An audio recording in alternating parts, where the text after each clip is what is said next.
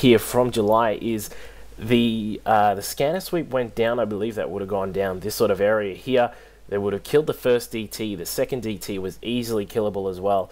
Now, this is the big problem here, is that he has now pushed in all of these units. They no longer have the cover of the DT sitting in here hacking up any units, and not to mention they've been funneled through this position here.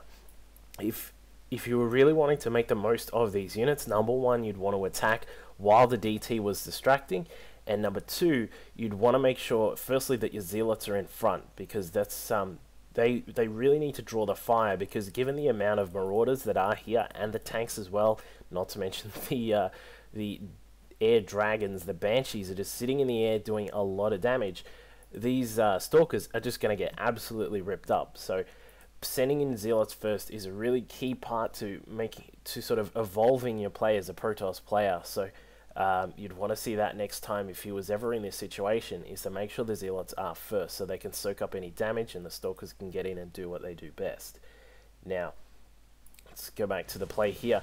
Now, do notice that Deebs has actually got a Raven on the way. He knows that the DTs are on the map. They are going to be wandering around, so he is going to need mobile detection.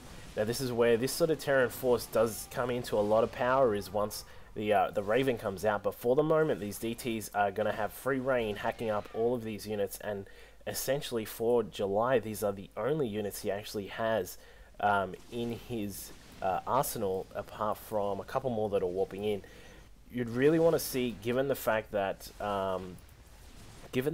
there are these two banshees here, you really want to see some stalkers, or even a sentry if he didn't have the money for the stalker.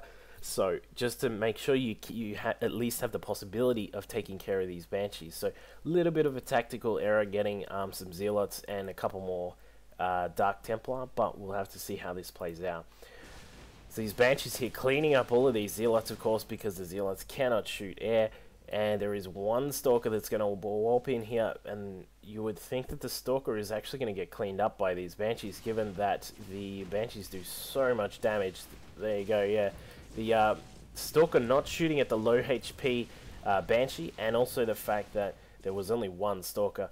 Now we've got the Raven is out here on the map. It is going to be able to detect these DTs that are running around rampant, but given that there's two DTs and there are really no ground forces for Deebs at all, these DTs are making an absolute meal of all of these SCVs, because once again the DTs just one-shot all of the SCVs, so they're going to absolutely tear through everything here, and we are probably going to see... No, we've still got this game is still going with the Raven here to detect the DTs, but Deebs is going to have to micro the Marine. No, he doesn't. He's going to lift off the command center and attempt to fly away. We do have a Banshee now, though. We've got two Banshees, in fact, which are just going to take care of the DTs. Now, once again, we come back to this problem of the fact that the Raven is already out and the DTs are here on the map. However, there was no intention to actually take care of the air forces, because of course the DTs cannot hit air. You would really want to actually take care of the starports first, instead of the factory or the racks that got taken out earlier. So whilst getting into the mineral line, killing all the SCVs was a really fantastic job for these DTs. Actually taking care of the starports may actually be a really big factor in deciding this game. Now, one big thing we do have here is that the Banshees have actually taken out the main nexus of July's base here, as we can see, not to mention pretty much every single probe, I believe. And July just has this one nexus which he built at the natural, so he's really going to need to absolutely start pumping out some probes, because if he doesn't actually get some stalkers out to clean up these banshees, it is over, and there is no way he is going to come back.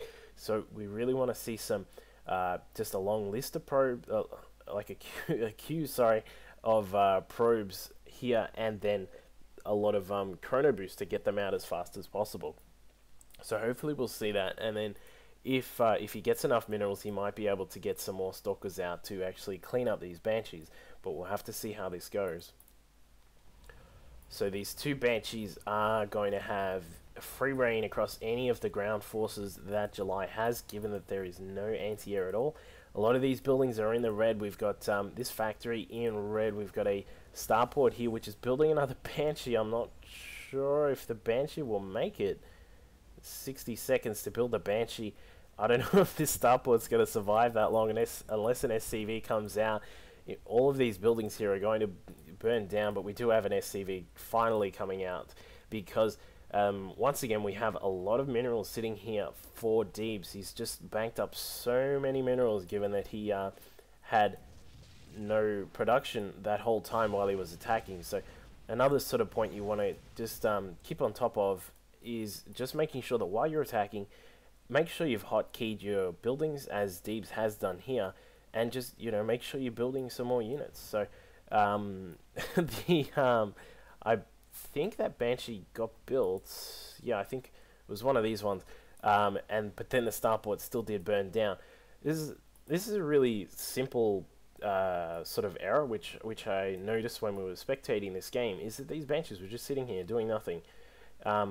There was a lot to do for the Terran player in terms of getting the economy back up. We've essentially restarted the game, considering they're both at really low harvesters. They're only at one mining base effectively, and the only difference really being that Deebs has a lot more powerful army force, and he also has a lot of minerals backed up. So, but just still, these two Banshees just sitting here doing nothing, that really concerned me, because, you know, he easily has the vision to see. Sorry, it's this one, that he has the forces there. Like, if you look around at the minimap, he can see that he's got two medivacs here. He's got these two Banshees here. It just concerns me that he didn't actually do anything with them. I'm presuming that he was just too busy trying to focus on getting the base back up and running here, as we can see. So we'll have to see how this goes. And good work here by July. He's keeping the chrono up on this Nexus and keeping the probes building. He does have a little bit more. Yeah, he's keeping it going. So that's really, really good play. He's keeping on top of that, which has been one of the main issues throughout these three games, is that he has had real trouble keeping up with the chrono boost. And it gets to a point where he needs to spam it out, because he's just totally forgotten about it, and the Nexus will be sitting here on 100 energy. There we go. He's still keeping on top of it. They're really, really good to see that. So nice little improvement on his gameplay there. Getting this second assimilator in this position is, to me, probably not the best idea. He really doesn't need the extra sort of income of the gas from this extra assimilator, and he sort of does need to keep the minerals flowing as best as he can. But, you know, he is obviously going to need gas for stalkers, but really not really that much. But we'll have to see how this pans out. He does still have his 5 gateways, because once again these Banshees are sitting here doing nothing. And it looks like Deebs has gotten, he's really worried about the Dark Templar coming in again, and he's actually built 3 turrets here. Not really needed, in my opinion, because he's got this Raven out. As long as the Raven is sitting at the door and the Banshees are there to kill the DTs if they were to appear again, there's really no point in building some turrets. So July has moved out with these Stalkers to try and kill these 2 Banshees that were left over. One does go down, and the second one is now sitting here hiding in the corner, and hopefully we will see that guy come back to do some harassment if he can. So we've got, essentially, as I said, we've sort of restarted the map. We've only really got 2 Stalkers, a Zealot, and against a whole fleet of Banshees and a whole bunch of Marines as well, using up the leftover minerals, which is a nice little trick there from Deebs. So we want some. We got rally points coming out here. When he's pushing out, I noticed with both of these players, neither of them really sort of realigned their rally point positioning, which is a bit unfortunate.